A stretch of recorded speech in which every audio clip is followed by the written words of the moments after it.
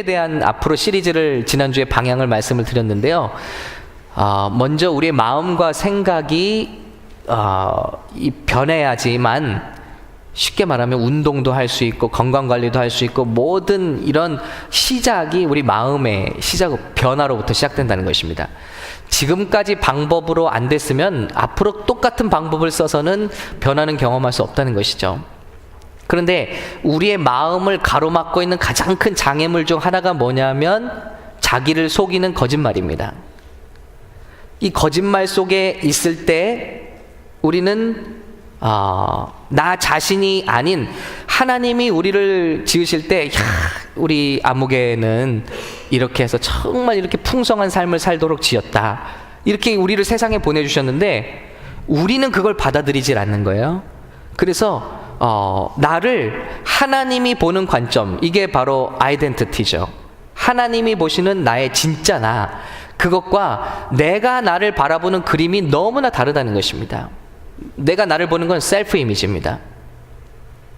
자아상이죠. 자화상.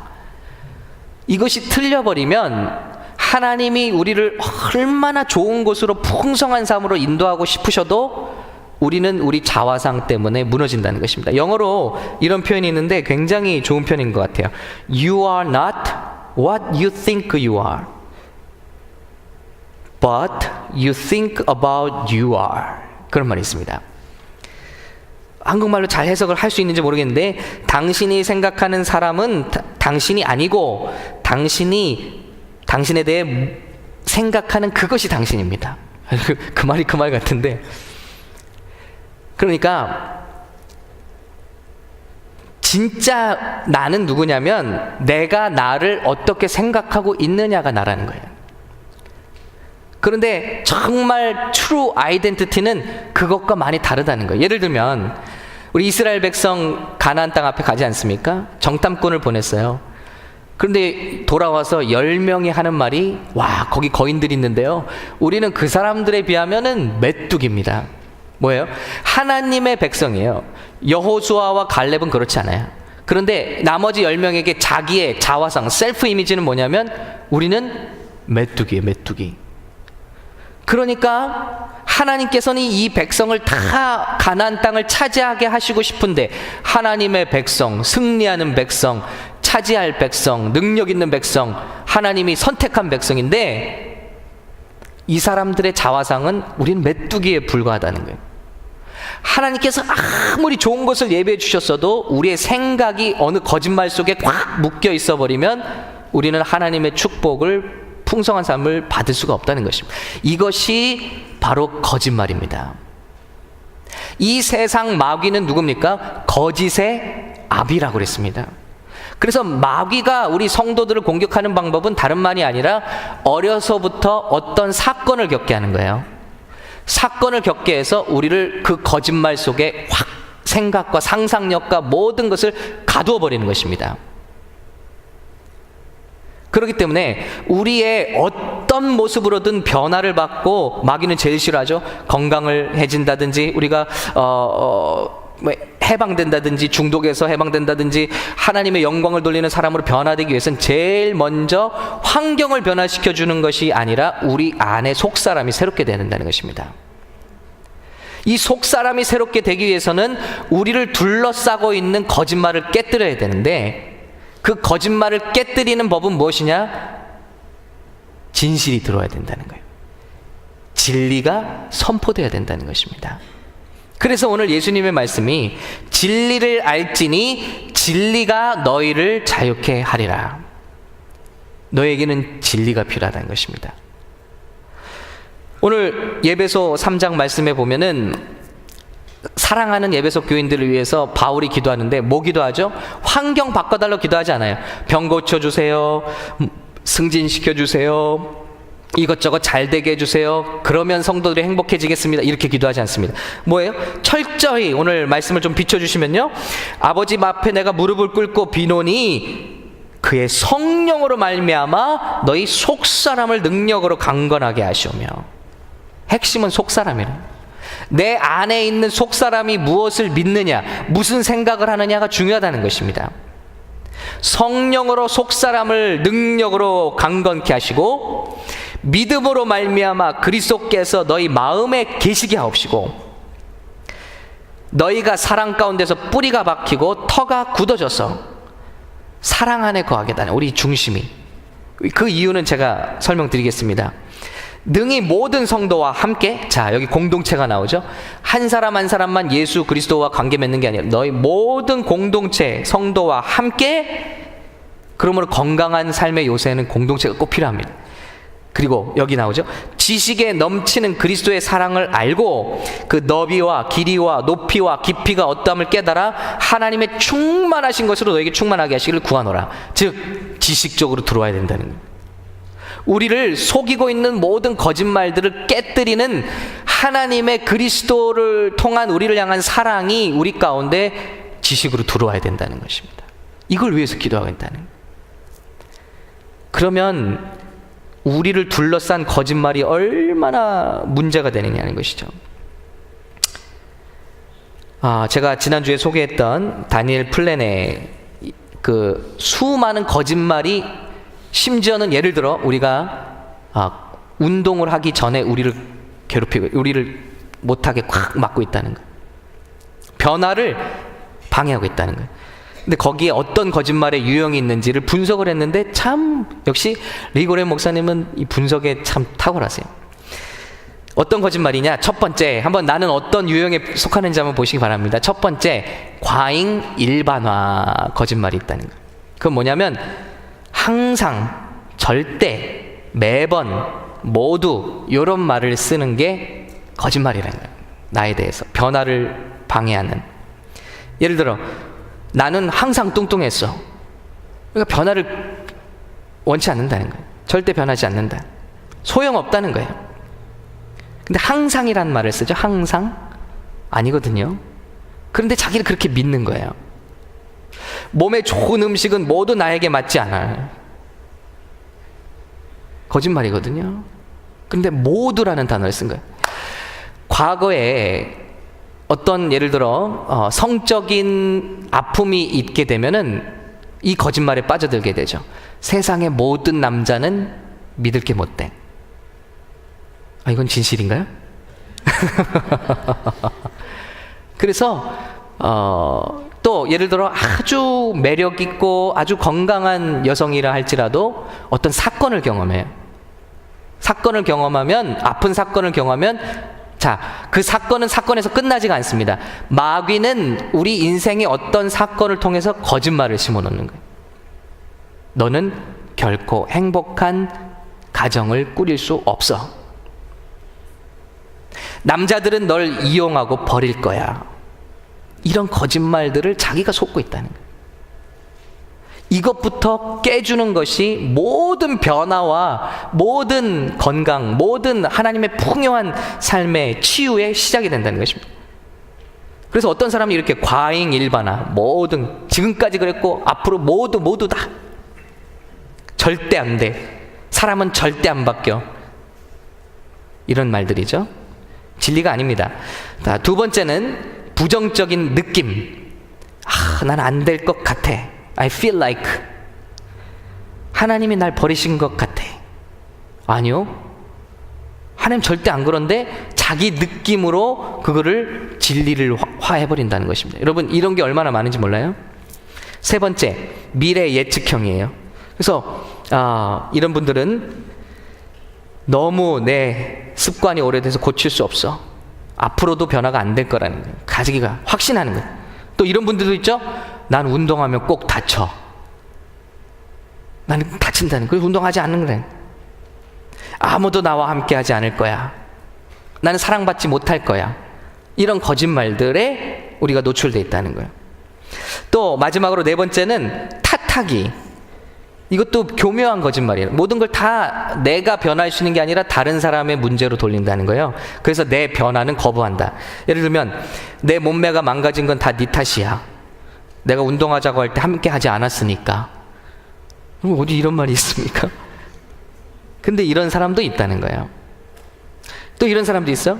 식당에서 그렇게 많이 주지 않았으면 내가 이렇게 비만이 되지 않는 건데. 네. 그리고 어떤 아내들은 남편에게 이렇게 얘기하기도 한답니다. 진짜 미국 교회에서 이렇게 이거 유행이래요. 내가 많이 먹는 건 내 탓이 아니야, 여보. 왜냐하면 우리 엄마가 어렸을 때부터 접시에 준 건 다 먹으라고 했어. 예. 남 탓하는 거죠. 이런 모든 거짓말들에 둘러싸여서 우리 한국식으로 말해볼까요? 어떤 집사님이 이런 간증을 했는데 누군지는 제가 생각이 안 나요.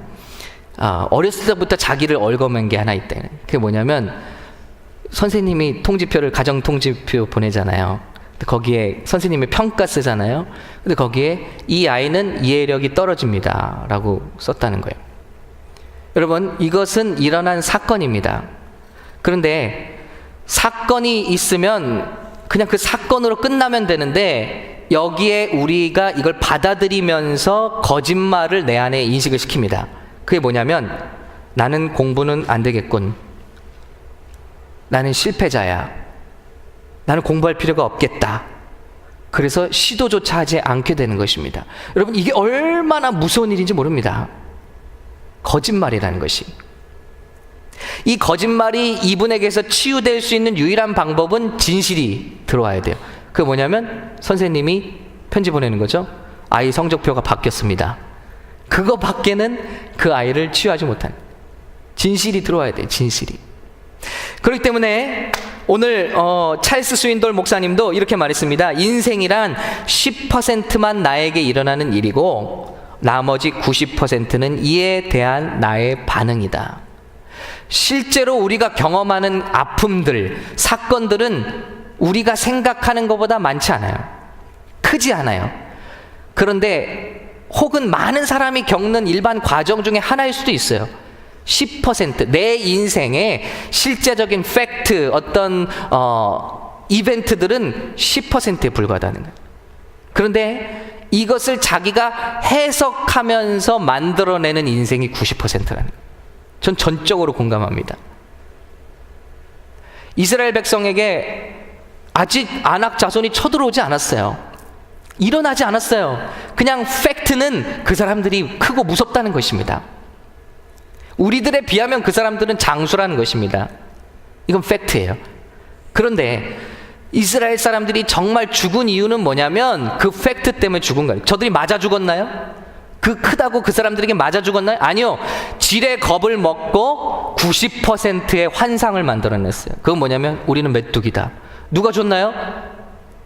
자기가 스스로 가진 거예요. 해석한 거예요.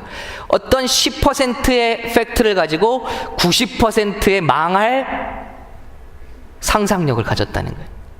그 생각대로 저들은 들판에서 메뚜기처럼 굶어 죽었다는 것입니다. 방황하다가. 이게 얼마나 무서운 일이냐는. 그러므로 진리가 우리에겐 필요합니다. 하나님의 우리 삶을 둘러싼 모든 거짓말들을 깨뜨릴 이 광선과 같은, 우리를 어둠 속에 집어넣은 이 어둠을 깨뜨릴 만한 성령의 진리, 말씀의 진리가 우리 가운데 비춰질 때 그 인생이 비로소 거듭나고 변화될 수 있다는 것입니다. 예를 들면요, 스트레스를 받을 때마다 난 뭔가를 먹어, 그래야 돼. 이게 거짓말입니다. 근데 진리가 들어갑니다. 사실 스트레스 받을 때 안 먹은 적도 있어. 이제 스트레스 받을 때 과식 외에 해소할 수 있는 10가지 방법을 개발해야겠다. 진리가 들어가면 이렇게 바뀐다는 것입니다. 난 절대 살이 빠지지 않을 거야. 미래 예측형이죠. 근데 진리가 들어가면 솔직히 내가 살을 빼려고 노력해 본 적이 없을 뿐이야. 내가 친구들과 함께 노력한다면 다른 사람들처럼 성공할 수 있을 거야. 이런 식으로 우리의 마음이 바뀌어야 된다는 것입니다. 제일 먼저. 오늘 많은 사람 중에 이런 두려움에 계신 분들이 있습니다. 제가 그런 분도 봤거든요. 자기 어렸을 적 형이 이제 40세가 되어서 즉사했다는 거예요. 갑자기. 그러므로 나도 그럴 거야. 이런 두려움 속에 사시는 분을 봤어요. 그래서 노심초사 아무것도 못해요. 그분은 그 생각, 그 거짓말 속에 꽉 자기를 집어넣고 아무것도 시도하지 않습니다.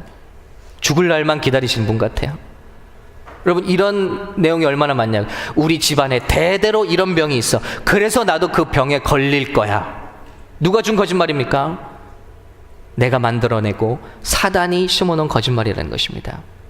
놀랍게도 우리 생각이 가는 대로 우리 몸은 복종하게 되더라는 것입니다. 그러므로 이것은 굉장히 중요한 일입니다. 환경을 바꾸는 기도가 아니라 나를 바꾸는 기도가 필요한데, 나는 내 스스로 바꿀 수가 없습니다. 하나님의 도움이 필요한 것입니다. 그러므로 오늘 예배소서에 기도하고 있는 바울은 성도들, 우리 그러잖아요. 내가 이것만 가지면 행복할 텐데, 내가 이것만 있으면 건강할 텐데, 내가 이런 환경만 되면 내가 사실 더 착하게 살 수 있는데. 아니요, 환경이 문제가 아니라 우리 안에 어떤 사람이 들어있느냐가 문제라는 것입니다. 거짓말에 속고 있는 사람은 나는 부족해, 나는 부족해, 이렇게 물질이 있어도 부족해 결핍 의식 속에 들어찬 사람은 하나님께서 물질을 주신다 해도 나눌 수가 없다는 거예요. 병들어 있기 때문에. 충분히 매력적이고 충분히 아름다운 사람인데 나는 부족해, 나는 이런 것을 어필할 수가 없어 하는 사람들은 끊임없이 자기 안에 부족함을 느껴서 자꾸 손을 댈 수밖에 없는 것입니다. 그리고도 참 이상하게, 제가 청년들 목회를 했다고 그랬잖아요. 참 이 친구는 충분히 정말 좋은 자격인데 자존감이 없어요. 상처 때문에. 교제했던 남자에게 배신당하고 버림당한 그런 상처 때문에 자신감이 없는 거예요. 그래서 집착해요. 누구를 만나든 집착해. 그러니까 누가 그런 자매를 또 좋아할 수 있겠어요? 굉장히 집착하니까. 그러니까 또 버림당하니. 그럼 이제 더욱더 필사적으로, 그래서 애원하는 스타일이 됩니다.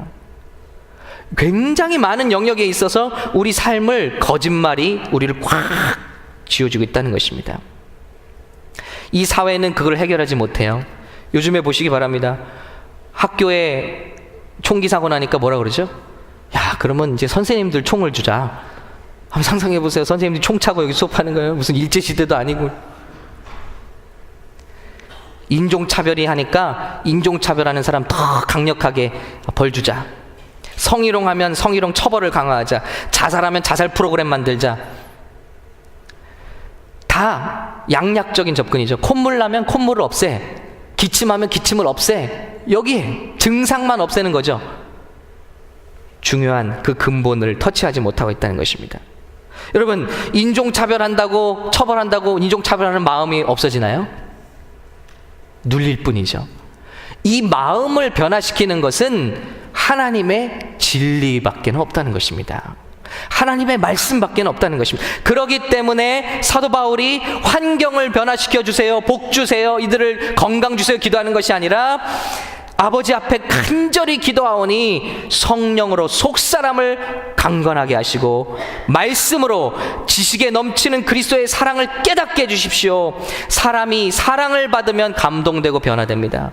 예수 그리스도의 사랑으로 그 마음을 감동시켜 주시고 알게 해주십시오. 주님의 사랑이 너비와 길이와 높이와 깊이가 어떠함을 깨달아 하나님의 모든 충만하신 것으로 너에게 충만하게 하시기를 구하노라. 예수님의 축복 주실 때, 자, 이것 받아라, 너 이거 먹고 잘 살아야 한다, 이렇게 축복하셨나요? 진리를 알지니 진리가 너희를 자유롭게 하리라. 우리에게 필요한 건 진실이라는 것입니다. 여러 가지 많은 말씀이 주시는 진리가 있지만은 100가지, 200가지 정말 쓸 수 있을 것 같아요. 마음 잡고 쓰면. 우리 시간이 허락하는 대로 우리 5, 6가지 진리를 꼭 나누기 원합니다. 우리 사랑하는 우리 성도 여러분, 저와 여러분 마음 가운데 이 진리로 꽉 무장하시고 이 진리로 지금까지 나를 괴롭혔던 모든 거짓말들을 다 깨뜨리시는, 그리고 회복되시는 저 여러분 되시기를 축복합니다. 첫 번째 진리는, 자, 우리 다 같이 고백해 볼까요? 하나님은 좋은 아버지시다. 오늘날 얼마나 많은 사람들이 하나님을 참 못된 영감탱이로 생각하는지 모릅니다. 그 이유는 우리 많은 성장 과정에서 엄격한 아버지를 경험했기 때문. 그 아버지를 경험한 대로 정확해요. 사단은 하나님에 대한 상을 흐트려 놓는 거예요. 그래서 가정을 이 마지막 시대에 사단이 깨뜨리기 원하는 이유가 뭔지를 알아야 돼요. 그것은 가정에서 끝나는 게 아니라 하나님과의 관계를 깨뜨리려고 하는 것입니다. 어머니의 사랑을 받지 못하면, 아버지의 롤모델을 우리가 제대로 보지 못하면 하나님 아버지에 대한 상이 깨져버려요. 엄격한 아버지 밑에서 자란 아들들은 하나님을 아버지라 부르기를 꺼려합니다. 무기력하고 병들어 있고 예를 들면 생활력이 없거나 책임감이 없는 아버지를 경험한 자녀들은요, 커서 기도 생활을 하지 않는데. 왜냐하면 하나님을 무력한 하나님으로 인식한다는 거예요. 여러분, 우리가 겪는 사건이 얼마나 거짓말을 가져오는지 아시겠죠? 조건부로 사랑하는 아버지를 경험한 사람들은 신앙생활을 하면서도 굉장히 증명하려고 노력한다. 뭐 열심히 하려고. 새벽기도 안 빠지고 헌금 많이 하고 봉사 많이 하고, 그래야 하나님이 사랑을 해주시는 것처럼 스스로 착각하는 거. 그렇지 않으면 죄스러운 거예요. 그렇지 않으면 하나님 날 멀리하는 것 같고, 예배 한번 빠지면 정말 하나님이 날 진짜 벌 주려고 이렇게 매를 들고 계신 것 같고. 예배 자유롭게 빠지시라는 말씀은 아닙니다. 그런데 우리가 그렇게 인식한다는 것이죠. 중요한 것이 있어요. 다윗은 하나님에 대한 상이 올바랐습니다. 얼마나 많은 고통을 겪었지만 하나님에 대한 상이 올바랐어요. 그래서 모든 고난을 이기고 끝내 하나님 승리할 수 있었습니다. 그가 고백하는 하나님 한번 볼까요? 시편 103편 우리 같이 읽습니다. 시작.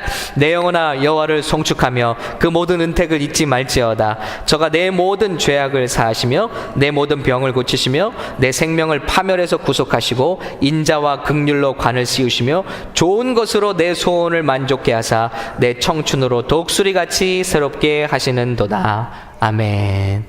하나님은요, 우리가 주님께 가기만 하면 정말 좋은 것을 주시려고 기다리고 계신 아버지시라는 거예요. 저도 이 사실을 믿기까지가 너무나 오랜 시간이 걸렸습니다. 내가 뭐 금식하고 며칠 매달려야지 조그만 거 하나 탁 던져주시는 그런 분으로 알았다는 거예요. 아니요, 하나님은 God is good all the time. All the time God is good. 하나님 정말 좋으신 분입니다. 죄악은 사해 주시기 원하시고 병은 고쳐 주시기 원하시고 생명은 구원하기 원하시고 인자와 긍휼로 관을 씌우시기 원하시고 좋은 것으로 내 소원을 만족케 하사 내 청춘으로 독수리같이 새롭게 하시는다. 이 하나님을 믿는 믿음으로 이기시기를 간절히 축원합니다. 어제 저희 딸아이가 아빠 그거 사줘. 그거 뭐지? 그 생선알인데 그거 한국말을 보니까 그거 자꾸 표현을 그게 뭔가 봐 했더니 뭐죠? 명란젓인가요? 네, 그게 그렇게 땡긴다는 거예요. 여러분, 그럼 제가 그래요. 아야, 그딴 거 쓸데없는 걸 뭐하러 밥이 그거밖에 없어? 반찬이 그거밖에 없어? 제가 그러나요? 저는 사주고 싶은 거예요. 당장 달려가서 사주고 싶은 거예요. 그게 우리 어머니 아버지들의 마음 아닙니까? 우리 하나님을 오해하지 말라는 것입니다.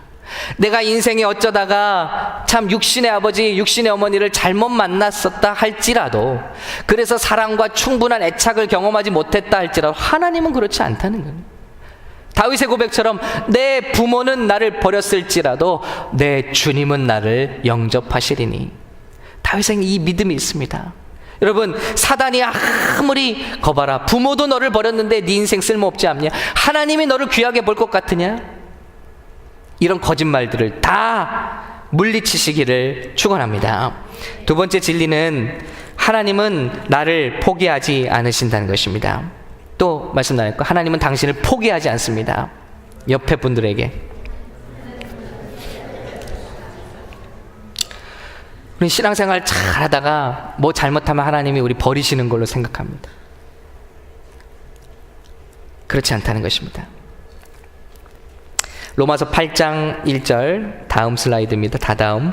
그러므로 이제 그리스도 예수 안에 있는 자에게는 결코 정죄함이 없나니 이는 그리스도 예수 안에 있는 생명의 성령의 법이 죄와 사망의 법에서 너를 해방하였음이라. 로마서 8장 38절은 또 이렇게 고백하고 있죠. 우리 같이 고백할까요? 시작. 내가 확신하노니 사망이나 생명이나 천사들이나 권세자들이나 현재일이나 장래일이나 능력이나 높음이나 깊음이나 다른 어떤 피조물이라도 우리를 우리 주 그리스도 예수 안에 있는 하나님의 사랑에서 끊을 수 없으리라. 아멘. 어떤 것도 우리를 향한 하나님의 사랑 포기하지 못하게 한다는 것입니다. 내가 그 사랑을 거부하지 않는 한 내가 살인했다고 용서받지 못할까요? 내가 간음했다고 용서받지 못할까요? 내가 그보다 더한 죄를 지었다고 하나님께서 놀라실까요? 하나님은 이미 우리를 구원하시고 택하시기 전부터 우리의 연약함을 알고 계세요. 우리가 어디까지 간 줄을 알고 계시고 어디까지 갈 수 있는지를 주님은 아신다는 것입니다. 그러므로 우리가 원수 되었을 때에 당신의 가장 귀한 아들 예수 그리스도를 보내주셔서 우리를 바이백 하셨다면, 사셨다면 그 사랑을 끊을 수 있는 것이 도대체 무엇이냐? 우리가 조금 부족했다고? 우리가 지난 한 주간 동안 살면서 실수했다고? 그 어떤 것도 하나님의 우리를 향한 사랑을 더하게 할 수도 줄일 수도 없다는 것입니다. 왜냐하면 하나님은 가장 큰 사랑으로 저와 여러분을 사랑하고 계시기 때문입니다. 이것을 의심하는 분들은 십자가를 바라보시기 바랍니다. 십자가에 예수님이 마지막 피 한 방울과 마지막 물 한 방울을 땅바닥에 다 쏟으시기까지 우리를 사랑하셨다는 것입니다. 그러면 더 이상 마귀의 어떤 거짓말에 속지 않으시기를 간절히 바랍니다. 세 번째, 진리 세 번째, 하나님은 악에서도 선을 끌어내십니다. 우리 실수에서도 선을 끌어내셔요. 로마서 8장 28절 또 있습니다. 우리가 알거니와 하나님을 사랑하는 자 곧 그 뜻대로 부르심을 입은 자들에게는 모든 것이 합력하여 선을 이루느니라. 아멘. 하나님께서 한번 구원하신 자들은 죄를 지어도 하나님이 그것을 선으로 바꾸셔. 단 우리가 하나님을 의지하고 하나님께 회개하고 나갈 때, 아브라함 보세요. 하나님의 선택을 받았습니다. 메시아의 조상이 될 거예요. 그 씨가 바로 사라를 통해서 나올 아들이에요. 그런데 그런 엄청난 특권을 가진 그가 하나님 기대와 다른 행동을 합니다. 가나안 땅에 머물러야 되는데 흉년이 지니까 자꾸 애굽 땅으로 세상으로 내려가요. 하나님 원하시는 거 아니었어요. 거기 가서도 겁이 나니까 자기 아내를 누이라고 거짓말합니다. 자기 얼마나 비열합니까? 그러다 보니까 아내가 왕궁에 잡혀 들어가게 됐죠. 왕비로 들어가게 됐어요. 이거 엄청난 사건 아닙니까? 내 죄값을 톡톡히 받는 거예요. 이제 다 끝장이에요. 이제 사라가 거기서 이제 왕비가 되면요, 이방인의 그 우상 숭배하는 왕의 왕비가 되면 뭡니까? 하나님의 아들이 어떻게 거기서 나옵니까? 그런데 하나님이 그를 건지십니다. 꿈을 통해서 사례를 보호하십니다. 그 몸에 손을 못 대게 보호하십니다. 그리고 그 불순종에서 갔던 애굽 땅에서 나올 때 오히려 그를 갑부가 되게 만드십니다. 그때부터 아브라함은 부자가 됐어요. 한번 보시기 바래요. 이거 굉장히 벌을 받아 마땅한 일인데 아브라함이 얼마나 회개했겠어요? 아브라함이 얼마나 하나님께 애통했겠어요? 하나님의 은혜가 임했더니 내가 마땅히 벌 받아야 되고 내가 있는 것도 뺏겨야 되는 게 마땅한 것인데 하나님이 그걸 바꾸셔서 부자로 만들어주신 축복으로 바꾸시더라고요. 여러분, 이게 바로 redeem입니다. buy back. 너의 부족함을 내가 사서 나는 좋은 것으로 너에게 준다. 우리가 섬기는 하나님이 이런 멋진 하나님이신 줄로 믿습니다. 이 사실을 우리는 믿어야 돼요. 하나님, 지난 한 주간도 너무 부족했어요. 주님 뜻대로 살지 못했고 오히려 반대로 살았습니다. 그러나 이 주일에 와서 나는 또 주님 앞에 조아립니다. 주님 도와주세요. 주님 회개합니다.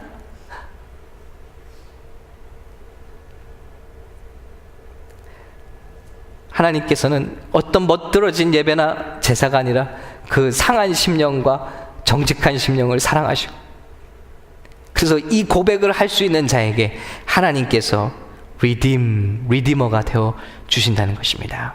너의 실수도 내가 변하여 너의 축복이 되게 할 수 있다. 이 하나님을 믿으시고 승리하시기를 예수님의 이름으로 축복합니다. 네 번째 진리는 하나님의 계획은 예수 그리스도를 닮아가게 하는 것이다 하는 것입니다. 자, 모든 것을 다 그냥 안 됐던 걸 잘 되게 하시는 게 하나님의 뜻이냐? 병들었지만 고쳐주고 뱅크럽시 했지만 돈 주고, 이게 하나님 뜻이 아니라는 거예요. 어떤 경우에는 그것도 사용하십니다. 그러나 어떤 경우에는 실패도 사용하십니다. 그래서 하나님이 하시는 일이 뭐냐면 그 다음 절이에요. 로마서 8장 29절 같이 읽겠습니다. 시작. 하나님이 미리 아신 자들을 또한 그 아들의 형상을 본받게 하기 위하여 미리 정하셨으니 이는 그로 많은 형제 중에서 맏아들이 되게 하려 하심이라. 하나님이 정하신 축복은요, 예수 믿고 잘 되고 잘 먹고 잘 사는 그런 세상에서 말하는 축복 아닙니다. 성경이 정해놓은 축복, 하나님이 정해놓은 프로그램은요, 이거예요. 어떤 수단과 방법을 가리지 않고 이 예수 믿고 구원받은 사람을 예수님의 모습으로 바꿔놓는다. 이걸 알면 마음이 편해져요.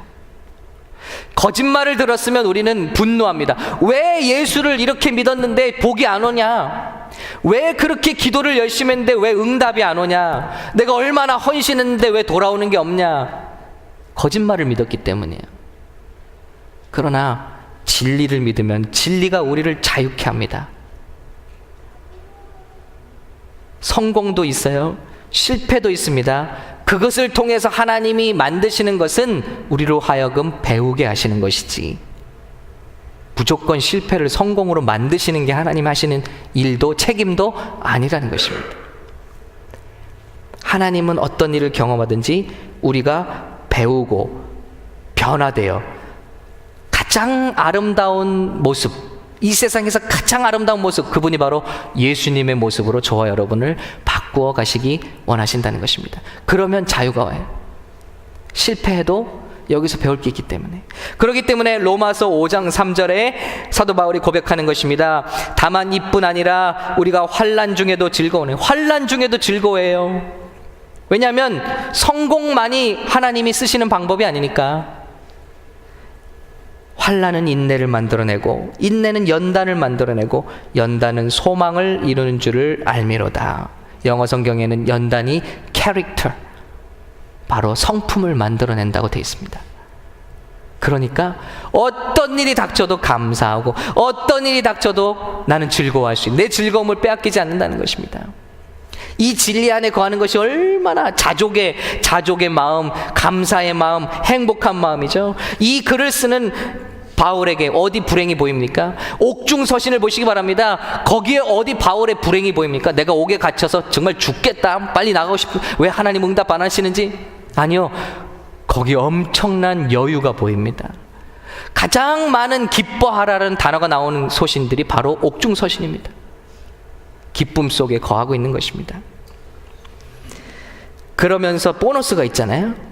고린도전서 10장 13절, 사람이 감당할 시험 밖에는 너에게 당한 것이 없나니 오직 하나님은 미쁘사 너희가 감당치 못할 시험 당함을 허락지 아니하시고 시험 당할 즈음에 또한 피할 길을 내사 너희로 능히 감당하게 하시느니라.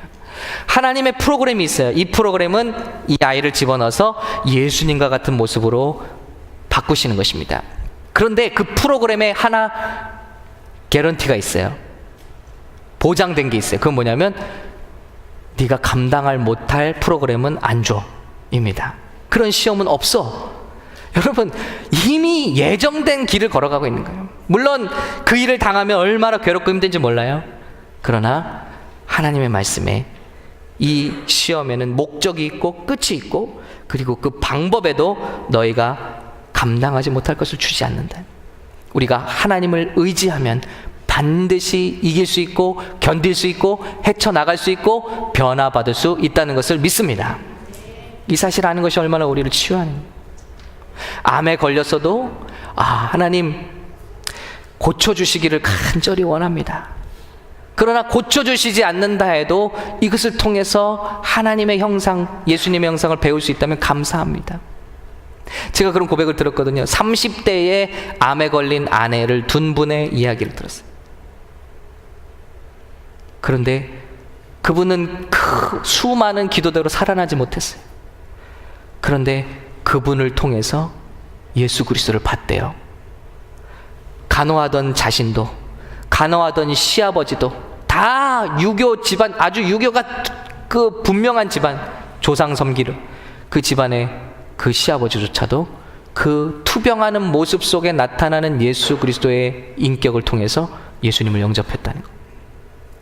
그래서 이것은 우리 가정에게 축복이었습니다. 고백하시더라고요. 우리 뜻대로 되지 않을 수 있어요. 그러나 하나님은 반드시 이 일을 하고 계신다. 여러분, 이것이 위로가 되십니까? 우리는 그런 프로그램 속에 있는 사람들. 다섯 번째 진리는 하나님은 다 알고 계신다는 것이죠. 시편 139편 이렇게 다윗이 고백합니다. 여호와여, 내 혀의 말을 알지 못하시는 것이 하나도 없으시니이다. 주께서 나의 앞뒤를 둘러싸시고 내게 안수하셨나이다. 이 지식이 내게 너무 기이하니 높아서 내가 능히 미치지 못하나이다. 시편 묵상하면서 와우, 다윗은 엄청난 믿음의 경지에 있었다. 하나님이 다 아신다. 사람들이 다 몰라줘도 괜찮다. 하나님 아시니까. 내 말도 주님 다 아시고, 내가 겪는 아픔도 다 아시고, 내가 억울한 것도 다 아시고, 내가 헌신한 것도 다 아시고, 내가 주님 앞에서 제대로 살려고 발버둥 친 것도 주님께서 다 아시고, 그러니 이 지식이 내게 너무 기이하다. 이것이 얼마나 우리를 새롭게 합니까? 거짓말 속에 있는 사람들은요, 봉사를 해도 누군가 꼭 알아줘야 되는 거죠. 우리 교회는 그런 분이 정말 없어요. 근데 꼭 봉사를 해도, 아니 무슨 헌금을 하는데 꼭 저에게 갖고 오세요. 아니 그냥 봉헌함에다 하시면 되지. 저에게 여기 이런 헌금 있습니다. 이런 헌금 있습니다. 아, 제가 이런 거, 그죠? 이런 거 기증하면 여기다 한 곳에 이름 써놓고. 예. 제가 강단했습니다. 어쩌라고요? 하나님께 한 거지. 알아주지 않아도 돼요. 내가 보이지 않는 곳에서 수고한 거 사람들이 안 알아줘도 돼요. 하나님이 아시니까. 이것이 얼마나 우리를 자유롭게 하느냐는. 마지막입니다. 많은 진리가 있지만 너무 아쉽습니다. 나는 그분 안에서 무엇이든 할 수 있고 무엇이든 될 수 있다. 아멘. 빌립보서 4장 12절 우리 진리의 말씀 같이 보겠습니다. 시작. 나는 비천에 처할 줄도 알고 풍부에 처할 줄도 알아 모든 일 곧 배부름과 배고픔과 풍부와 궁핍에도 처할 줄 아는 일체의 비결을 배웠노라. 내게 능력 주시는 자 안에서 내가 모든 것을 할 수 있느니라. 아멘. 여러분, 세상에도 이런 건 많이 있어요. 나는 마음먹은 대로 할 수 있다. 자, 마음먹기에 달렸습니다. 긍정적인 사고, 자기 암시, 날마다 일어나서 나는 할 수 있다 100번 하면 달라집니다. 이거 말하는 게 아니에요. 내게 능력 주시는 자 안에서입니다. 그 안에서 그분이 나와 함께 하게만 한다면, 그분이 내가 되기 원하는 어떤 사람도 될 수 있습니다. 나는 거지에게도 갈 수 있어. 나는 귀족에게도 갈 수 있어. 나는 왕족 앞에도 떳떳하게 나갈 수 있어. 왜냐하면 그 전능하신 하나님이 나와 함께 하실 때. 그러므로 나는 비천에 처할 줄도 알고 풍부에 처할 줄도 알아요. 어떤 사람은 비천에만 처할 줄 알아요. 그래서 가난한 예수 그것만 사랑해. 그래서 풍부를 몰라요. 복을 어떻게 쓰는지를 몰라요. 나눠줄 수가 없어요. 결핍된 마인드야. 부자 마인드가 아니에요. 그러나 우리는 원하는 것을 꺼내 쓸 수 있는 하나님의 아들과 딸들입니다. 풍부의식도 있어야 할 줄로 믿습니다. 그렇다고 풍부의식만 있으면 안 되죠. 나는 비천의식도, 나는 예수님의 성육신이 무엇입니까? 나는 비천에 처한다는 스스로. 이것도 가능하다. 얼마든지. 모든 일, 곧 배부름과 배고픔과 풍부와 궁핍에도 처할 줄 아는 일체의 비결을 배웠는데, 그것은 내게 능력 주시는 자 안에서, 내가 그 안에만 있으면 뭐든지 할 수 있고 뭐든지 될 수 있다라는 것입니다. 넌 안 돼. 너 같은 사람이 어떻게 하나님이라고, 너 같은 사람이 어떻게 복의 근원이 되고, 너 같은 사람이 이 일을 감당하고. 아니요, 주님이 나와 함께라면 나는 어떤 어떤 것도 할 수 있고 다시 어떤 것도 될 수 있다. 믿으십니까, 여러분? 여러분, 기죽지 마시기 바랍니다. 여러분이 미팅을 가실 때, 큰 사람들을 만날 때 기죽지 마시기 바랍니다. 내게 능력 주시는 자 안에서 나는 모든 것을 할 수 있느니라. 나는 이 일도 감당할 수 있느니라. 뭐든지 할 수. 왜 없어요? 마귀가 하는 거짓말이야. 넌 못해, 넌 못해, 넌 외로울 거야. 넌 아무것도 못해. 아니요. 나는 비록 환경이 이렇지만, 나는 이런 아픔들을 경험했지만, 내게 능력 주시는 자 안에 있으면 나는 모든 것을 할 수 있다. 이것이 여호수아와 갈렙의 고백입니다. 아까 처음으로 돌아가서 10명의 정탐꾼들은 자기를 거짓말 속에 넣었습니다. 우리는 메뚜기다. 아무도 말해주지 않은 거짓말을 스스로 믿었습니다. 그러나 여호수아 갈렙은 10%의 사건을 10%로 남겨놨습니다. 그리고 90%의 해석을 하나님께 드렸습니다. 그래, 맞다. 현실을 부정한 게 아니에요. 그들은 정말 크다. 우리는 그들에 비하면 정말 작다. 그러나 하나님이 우리와 함께 하시면 그들은 우리의 밥이다. 거짓말을 진리로 깨뜨려 버리신 것입니다. 그들은 그 땅을 차지했습니다. 하나님이 저와 여러분 앞에 놀라운 변화를 앞두고 계십니다. 놀라운 건강을 앞두고 계십니다. 놀라운 부요함을 앞두고 계십니다. 물질적인 축복. 여러분, 진리가 너희를 자유케 한다. 자유케 한다는 건 건강도 될 수 있고요, 어떤 이런 어둠 속에 중독도 될 수 있고요, 모든 것 될 수 있습니다. 심지어는 가난도 될 수 있습니다. 실제로 거짓말 속에 들어있으면 얼마나 돈을 낭비하느냐는 것이죠. 미국이요, 이 1년에 소비하는 돈을 보니까요, 이 트라우마, 어린 시절의 애착 트라우마로 인해서 정서 조절이 어려운 그 증상이 우울증과 불안증이 많이 나타나고 있대요.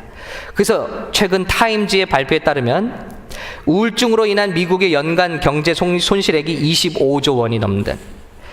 이 액수는 감기약보다 항우울증 약이 더 많이 팔리고 있는 실정이다. 지금 감기약보다 정신제약을 많이 먹는다. 여러분, 정신제약 함부로 드시지 마십시오.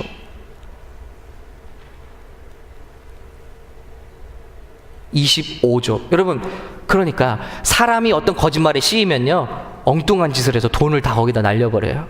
그렇지 않습니까? 그러니까 진리가 너희를 자유케 한다는 말씀은 삶의 모든 영역에 해당되는 것입니다. 진리가 우리를 정말 새롭게 합니다. 우리를 어둠 가운데서 건져 주십니다. 우리 앞에 하나님께서 예배하신 풍요가 있습니다.